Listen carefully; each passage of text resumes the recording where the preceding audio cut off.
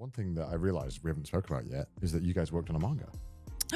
Well, yeah. we didn't work on a manga. It was a manga submission for a contest. Bro, that's fucking awesome. Yeah, That's you amazing. submitted a manga to a It competition. wasn't like a full manga. It was one shot, but hey, it was fucking cool. Yeah, It was that's fucked cool. up from both of you guys. Yeah. Thank you. You wanna talk Oh, about no, it? no, thank you. It was all Oh, yeah, her. sure. Yeah, let's Yeah, talk about because it. I watched the video. It was very sweet. Obviously, Garn reacting is always very wholesome. And, you know, watching you guys share the work was really cool. It was very, very hard. Thank you. Yeah, super cool. It was a really good Yeah. experience. I feel like I leveled up from it.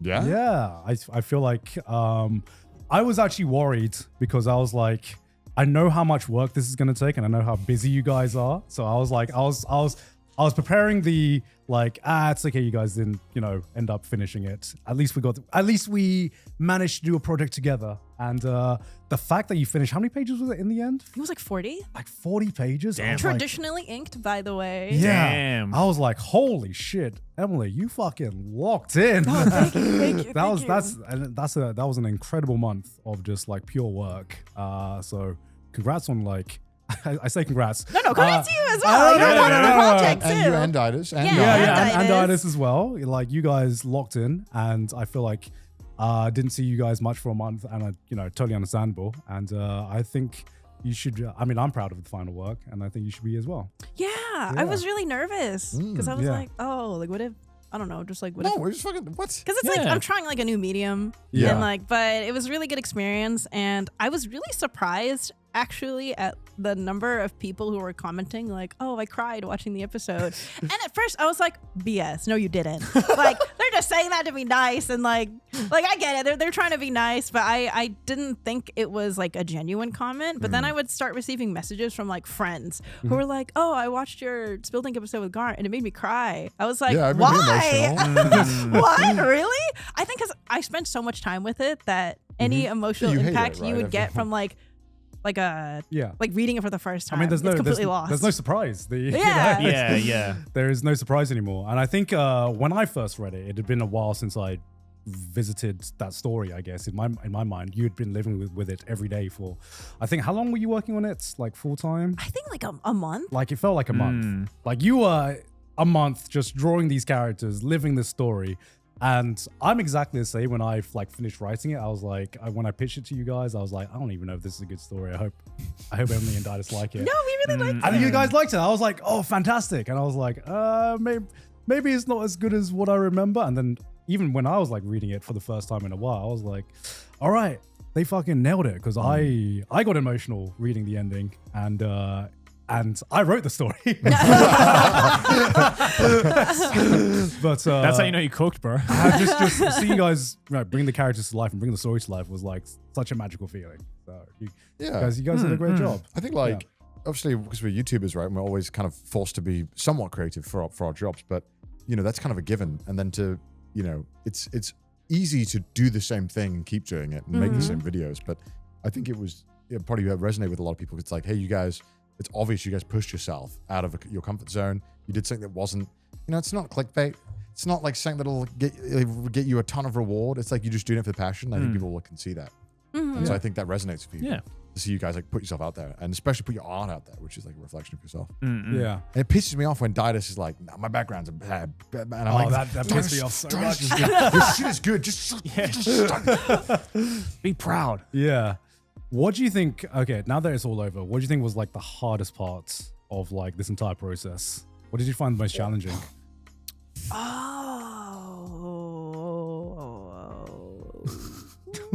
I'm trying to remember. Like Damn, picking the month through must my have been a blur. memories. Yeah. It honestly was. It was. I think like just trying to do it fast was the hardest part. Because it's like traditional inking. You kind of have to be careful because if you mess up, you have to bring out the whiteout. Which takes up more time. There's no control Z. Yeah. There's no lasso tool. You just have to get it right. Does it look like you've whited it out too? Is it like obvious? When you scan it, you don't see it. Oh. Which is why. Side note, it's one of the reasons why I love going to manga exhibits where they show the mangaka's original pages. It's like all beat up and white out. You see Yeah, the you can see the white out. whiteout, You see the blue pencil marks that don't get picked up by the scans. And it kind of makes it feel more human. Like, whoa, you can see like where they effed up and had to redraw the them chinks out. in the armor.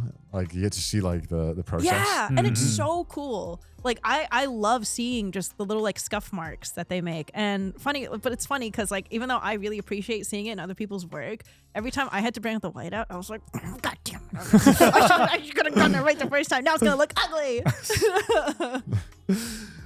So, how did you find, now that's all over, how did you find the storyboarding aspect of it? Because I think that was most fun for me, actually. that was the most fun. Yeah, the storyboarding part was the most fun. I think to me that's aside from writing the story, that's what required like the most brain power to have to review the storyboards to be like, is this the best way the story's presented? I don't know. Now I'm like double questioning myself, you know, in terms of like so many like little details. Oh, so did you, when you were working on it, did Garnt like say like, hey, I think the scene will look like this, or was it like you just gave the story and you just came up with the storyboard? What was the process? So the process was we storyboarded part of it. And then, so as I was doing it, I would bring each page to Dietis to be like, what do you think? Because like he reads a lot of manga, so he kind of has a good idea of like, oh, the bubble should be here, better for like the following the eye line. And then I think, yeah, we showed Garnt the final storyboard and then he would make some notes and then we would like change some pages and like some orders of the panels. Yeah, because I wrote it like a screenplay, right? Of course. But unfortunately, manga and anime are two different mediums, right? And I think a mistake that people can think about manga is that they treat it like it's storyboards for the anime. Right? It's because it's a different storytelling medium, and you need to consider like different things as well.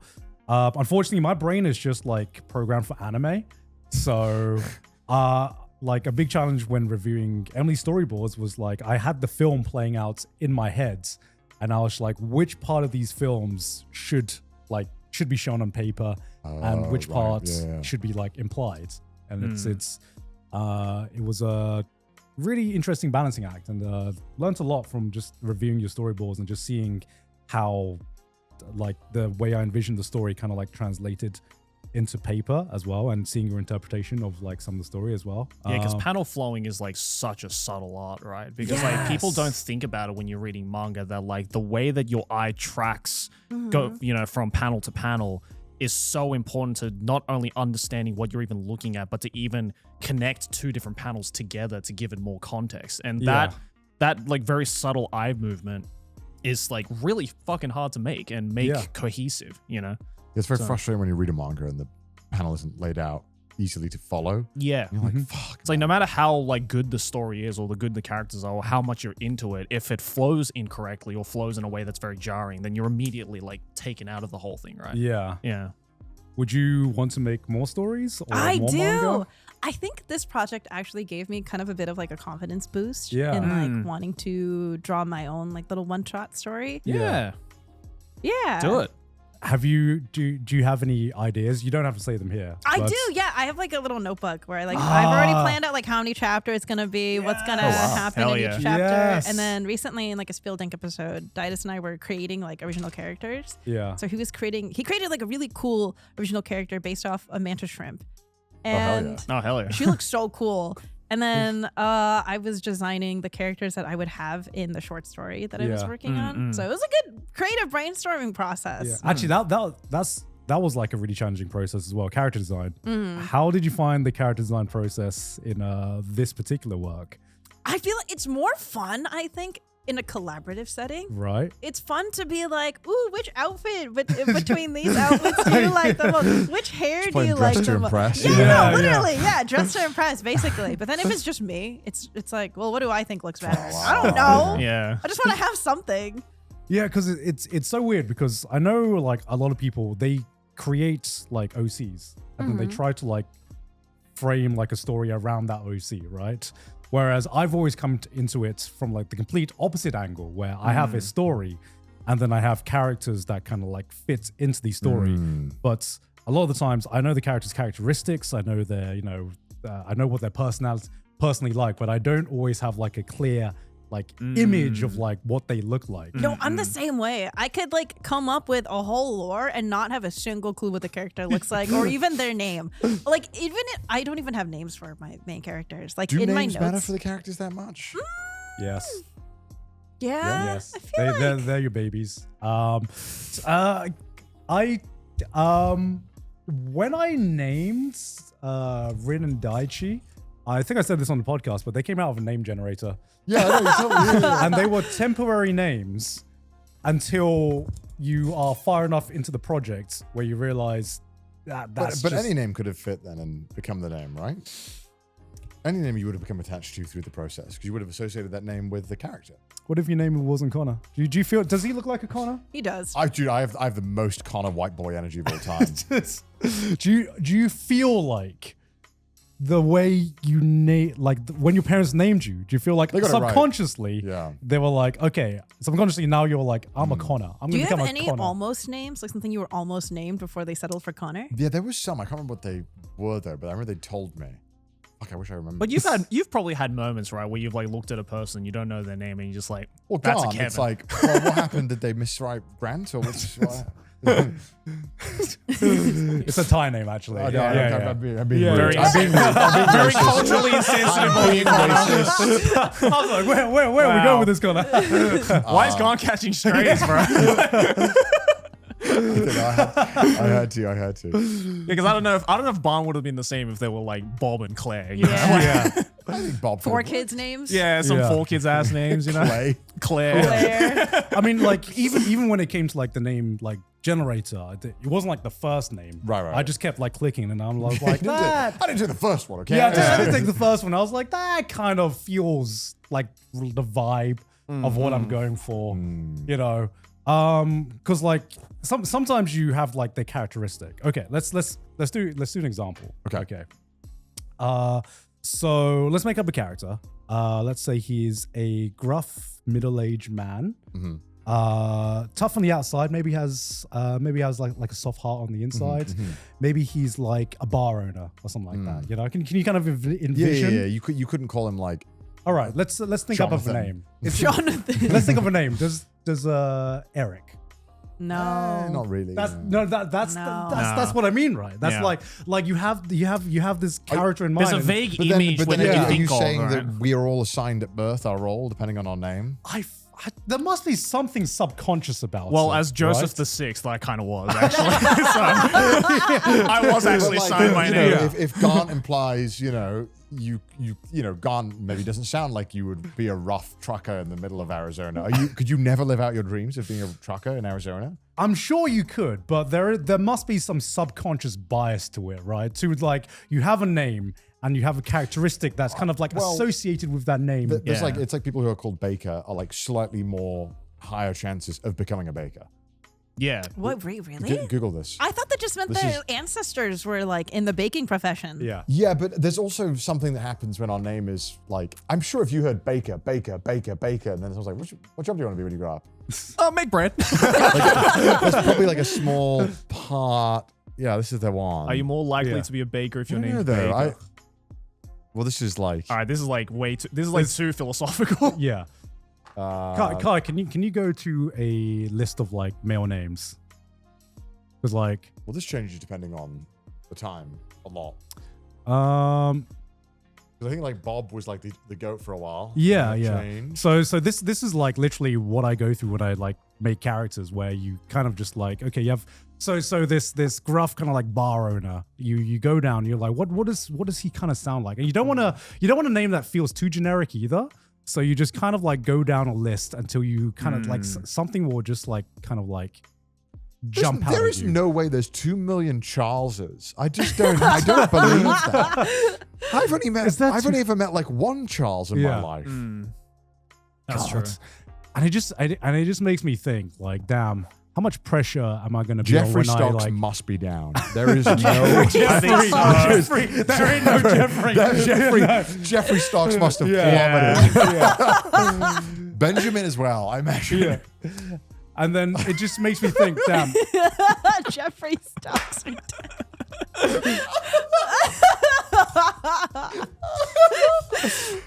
Oh, shit, sorry, I'm gonna fucking laugh too much. I'm gonna.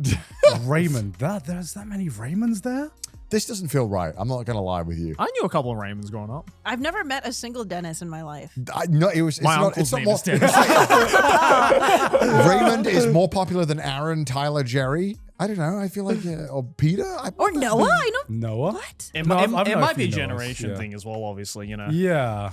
Because like I know Noah is a really popular name now. Oh. Like among kids Well, now. this I is was gonna say, I know a range bunch is of crazy. Noahs. Can Yeah. you type in most popular baby names per year? Because there's like people that There you go, for 2025. 2025. Yeah. What are the most The most popular popular name names? in the US, I think, is Liam, right?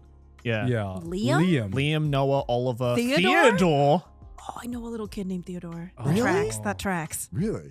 Henry, Mateo? James, Elia. I've heard a lot of Mateo. I've heard a lot of Mateos. Really? You have? Yeah. I don't know. Isn't Single Mateo a Christian reference? Is it? Maybe. I don't know. I feel like Mateo is like I was gonna say condiment. I meant A condiment. yeah, is a Christian and Bible reference. Oh, okay. Yeah, Oh, that's I it. did not know It's that. like, I did not know that. Yeah, Oh, it's just the Spanish version of Matthew. yeah. But Oh, okay. Oh, That makes Oh. sense. Okay. Right. That's probably why. I know. Levi and Bro. Bro. Sebastian. No, I know two baby Sebastians now. Sorry, I've heard of Sebastian. Read that. Levi though. That has to be Levi from Attack on Titan. You Surely. think so? You Well, think no one's so? naming their fucking kid after jeans, Gant. What if they just really like jeans? There are two kinds of people: people who name them babies after the Bible and anime characters. Yeah, it just makes me think now. It's if I have kids, that's a lot of pressure to like. If you had a daughter, would you name her Rin? I wouldn't, mostly because I don't want her to, I don't know. To me, it'd be weird to have my daughter also have like a Oh, like an anime counterpart? yeah, I like guess an that would anime be kinda counterpart. weird. You know, Okay, yeah. I don't know how. If for example, if it was me, and my dad was like, yeah, I made a character, and you're named after that character. You're named after my OC. I'm like, damn, I'm the second. I came second after your imaginary you're my character. IRL OC. Joey's the sixth, man. No, that's different. He's that's a bloodline. Yeah, you know? that's a bloodline I'm Yeah. following. Oh my lord. Yeah, dude. So now it's more pressure on me that I have to call my son Joseph because I'm breaking It's a not- 6th generation bloodline. It's not like the world is going to run out of Josephs anytime yeah, that's soon. what I'm thinking as well. So I'm just like, fuck the bloodline. But also, like when you're this far down, you're like the 6th, right? Yeah. Damn, With every generation, the pressure mounts. do you want to be know? the combo breaker? You're like, Fuck. I'm thinking maybe to just make Joseph like the middle name. Keep it alive in some way, but maybe not the Okay. first. I don't know. okay. I don't know. Fence sitting the baby's name already. Yeah. I don't want to completely kill it, but Sorry.